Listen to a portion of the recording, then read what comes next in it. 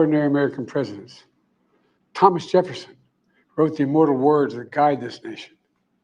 George Washington showed us presidents are not kings. Abraham Lincoln, who implored us to reject malice. Franklin Roosevelt, who inspired us to reject fear. I revere this office, but I love my country more. It's been the honor of my life to serve as your president.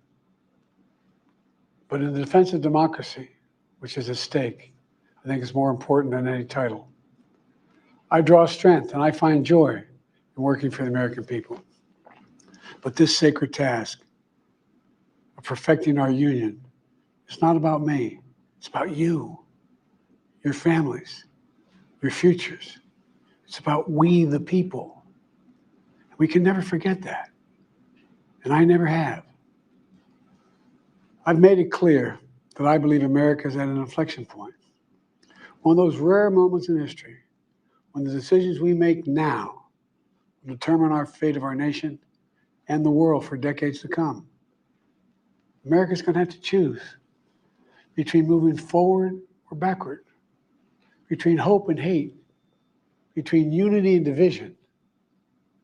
We have to decide, do we still believe in honesty, decency, respect, freedom, justice, and democracy?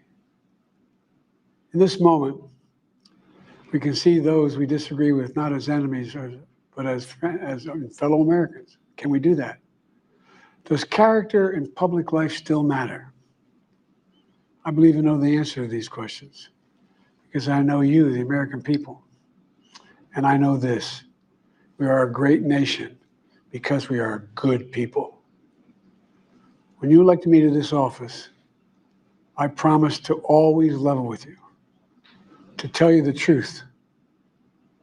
And the truth, the sacred cause of this country is larger than any one of us. And those of us who cherish that cause, cherish it so much. A cause of American democracy itself must unite to protect it. You know, in recent weeks, it's become clear to me that I need to unite my party in this critical endeavor. I believe my record as president, my leadership in the world, my vision for America's future, all merited a second term. But nothing can come in the way of saving our democracy. That includes personal ambition.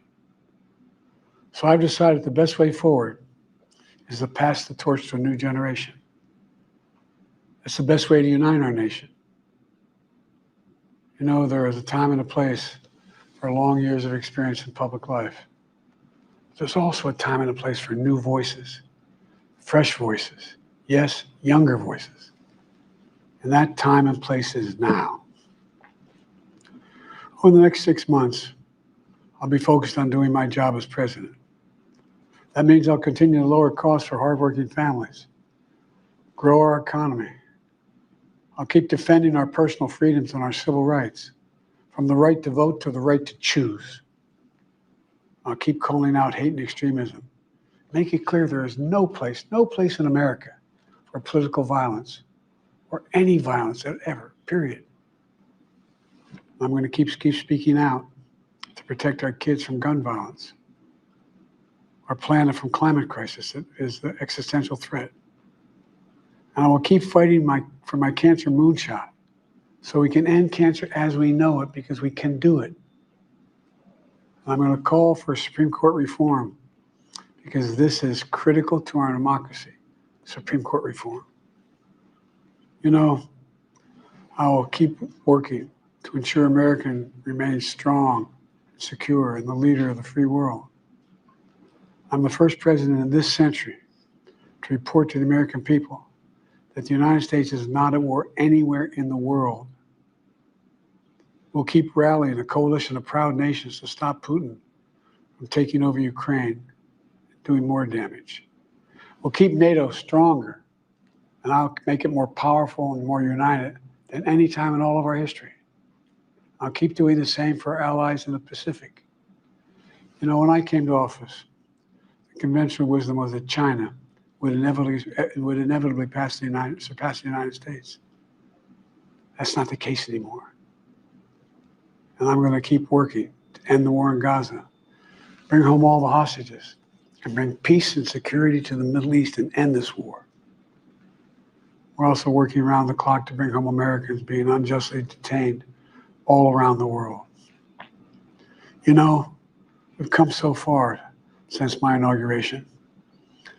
On that day, I told you, as I stood in that winter, we stood in a winter of peril and a winter of possibilities. Peril and possibilities. We were in the grip of the worst pandemic in the century, the worst economic crisis since the Great Depression, the worst attack on our democracy since the Civil War. But we came together as Americans. We got through it. We emerged stronger, more prosperous, and more secure. Today, we have the strongest economy in the world, creating nearly 16 million new jobs, a record. Wages are up. Inflation continues to come down. The racial wealth gap is the lowest it's been in 20 years. We're literally rebuilding our entire nation, urban, suburban, rural, and tribal communities. Manufacturing has come back to America. We're leading the world again in chips and science and innovation. We finally beat Big Pharma after all these years to lower the cost of prescription drugs for seniors. And I'm going to keep fighting to make sure we lower the cost for everyone, not just seniors. More people have health care today in America than ever before. And I signed one of the most significant laws helping millions of veterans and their families who are exposed to toxic materials. You know, most significant climate law ever in the history of the world. The first major gun safety law in 30 years. And today, the violent crime rate is at a 50-year low. We're also securing our border. Border crossings are lower today than when the previous administration left office.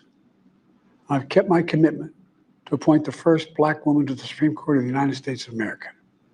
I also kept my commitment to have an administration that looks like America and be a president for all Americans.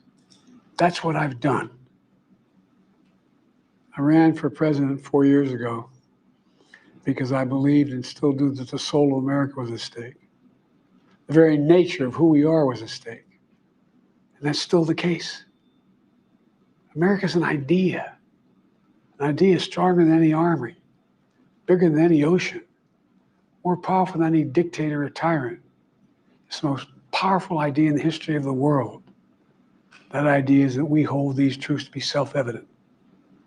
We're all created equal, endowed by our Creator with certain inalienable rights: life, liberty, pursuit of happiness. We've never fully lived up to it, to this sacred idea, but we've never walked away from it either. And I do not believe the American people will walk away from it now. In just a few months, the American people will choose the course of America's future. I made my choice. I've made my views known. I would like to thank our great Vice President Kamala Harris. She's experienced, she's tough, she's capable. She's been an incredible partner to me and a leader for our country. Now the choice is up to you, the American people. When you make that choice, remember the words of Benjamin Franklin hanging on my wall here in the Oval Office, alongside the busts of Dr. King and Rosa Parks and Cesar Chavez. When Ben Franklin was asked, as he emerged from the convention going on, whether the founders have given America a monarchy or republic, Franklin's response was, a republic, if you can keep it. A republic, if you can keep it. Whether we keep our republic is now in your hands. My fellow Americans, it's been the privilege of my life to serve this nation for over 50 years.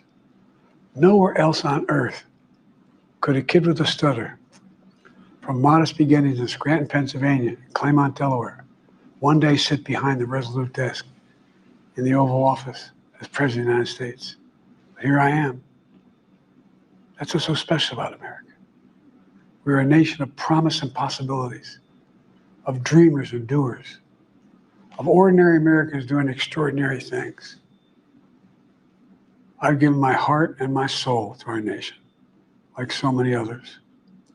I've been blessed a million times in return with the love and support of the American people. I hope you have some idea how grateful I am to all of you. The great thing about America is here, kings and dictators do not rule, the people do. History is in your hands. The power is in your hands. The idea of America lies in your hands. You just have to keep faith, keep the faith. And remember who we are. We're the United States of America. And there's simply nothing